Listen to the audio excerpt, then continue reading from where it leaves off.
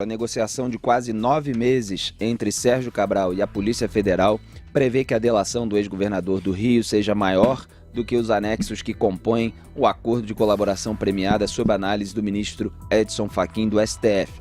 Os 20 anexos que integram a colaboração inicial se referem a pessoas com foro especial. A PF, contudo, pretende colher informações com o ex-governador sobre outros temas que, pelas conversas iniciais, podem chegar a 100 itens. Entre eles está a investigação sobre o repasse de verbas da Oi para empresas de Jonas Suassuna, sócio do Lulinha, o Fábio Luiz Lula da Silva, filho do ex-presidiário Lula. A polícia suspeita que uma das vias usadas para a transferência foi um contrato com o governo do Rio na gestão Cabral. Olha aí onde todos os pontos se conectam, Augusto Nunes. O ex-governador foi preso em novembro de 2016 sob acusação de cobrar 5% de propina sobre os grandes contratos do Estado em sua gestão. Ele já foi condenado em 12 ações penais a quase 268 anos de prisão.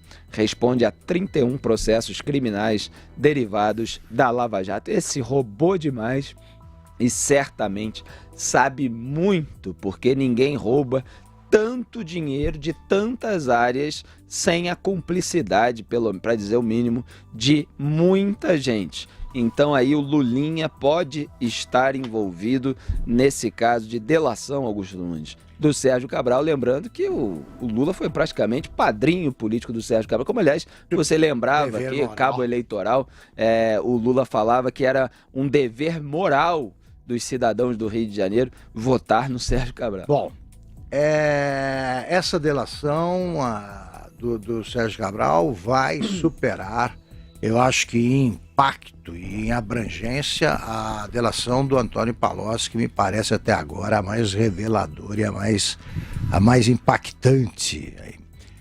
É por isso que muita gente está trabalhando para que não se dê o acordo, para que ele não vá muito longe. Sérgio Cabral tem revelações a fazer para tudo. Quem devolve o dinheiro que recebeu sem chiar, como fez o Sérgio Cabral, esse tem história para contar. E finalmente nós estamos dando a devida importância a um integrante do elenco que vinha sendo tratado como mero coadjuvante, que merece mais destaque, que é o Fábio Luiz Lula da Silva, o Lulinha, o Ronaldinho dos negócios segundo o pai, que esse vai dar uma contribuição aí à paisagem composta pela ladroagem recorde que o Brasil viveu sob o governo do pai. Esse vai dar uma contribuição preciosa. Sérgio Cabral sabe tudo. Sabe do Lula, repito, sabe do Poder Judiciário, sabe do... Esse Jonas Suassuna vai ganhar o relevo que merece. Aliás, eu citei na conversa de ontem, eu citei o Marco Vitali, que é autor do livro O Sócio do Filho. Sócio é o Lula, o filho é o Lulinha. Que agora a Polícia Federal, a Operação Lava Jato, está devassando nessa história de Oi Telemar com Game Corp.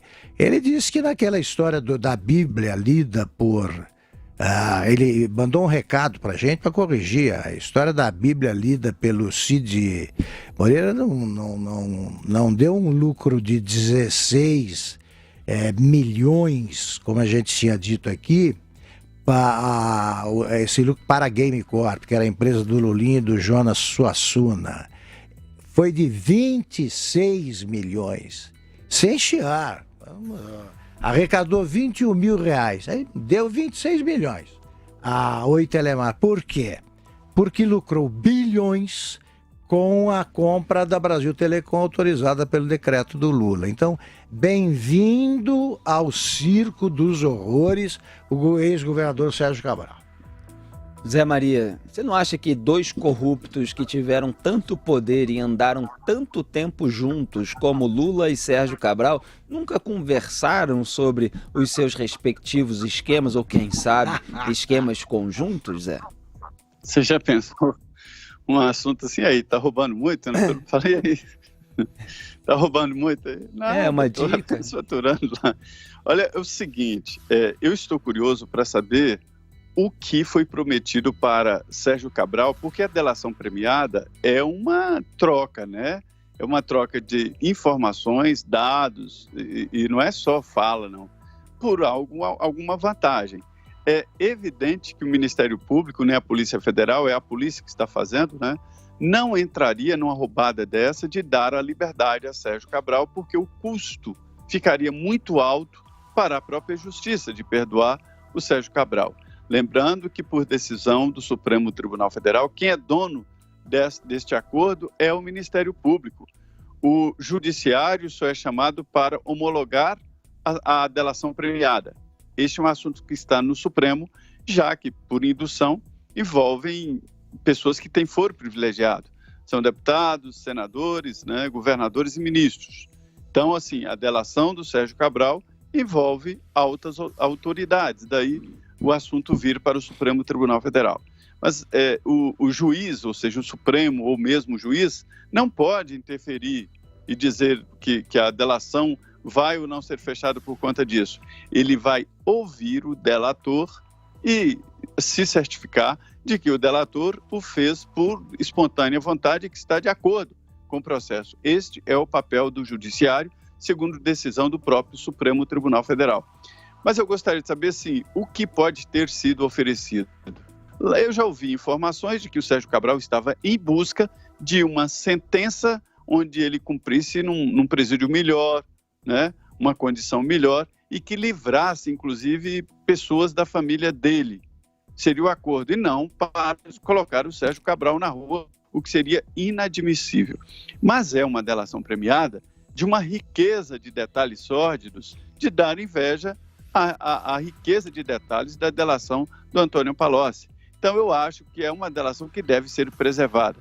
Nós sabemos que há uma disputa ali entre Polícia Federal e Ministério Público, alguns dizendo que é preciso limitar essa possibilidade de delação premiada, isso para evitar que no futuro um promotor ou um procurador corrupto pudesse fechar uma delação premiada com quem ele nem estava no processo, nem estava na investigação, mas de qualquer maneira eu acho que deve fechar essa delação porque ali é professor e tem muito o que ensinar. Agora, colocar na rua, não vejo essa possibilidade. Agora, Zé, parece que o que ele está buscando, não sei se é viável e tal, é se livrar das prisões preventivas.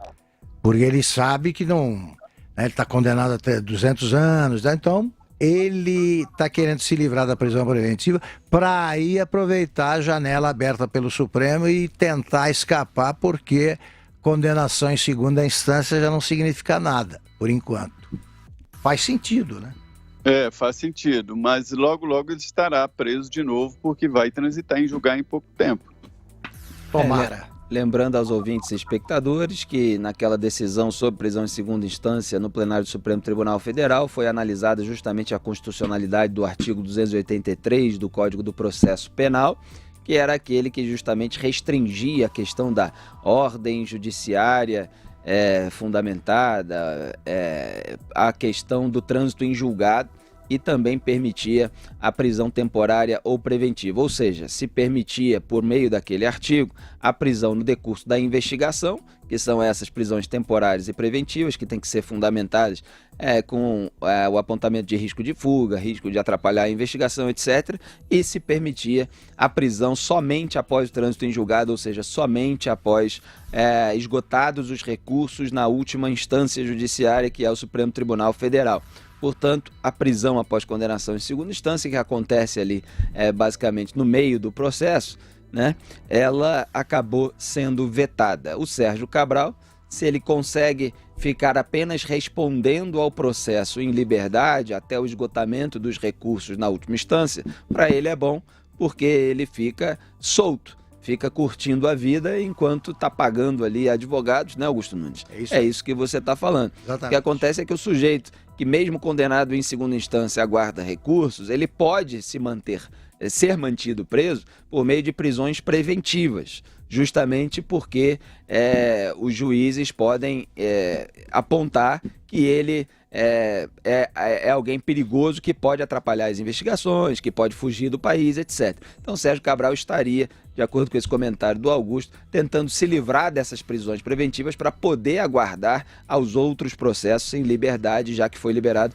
da prisão em segunda instância por essa generosidade, que a gente fala de uma maneira irônica, mas é complacência de ministros do Supremo Tribunal Federal com a bandidagem.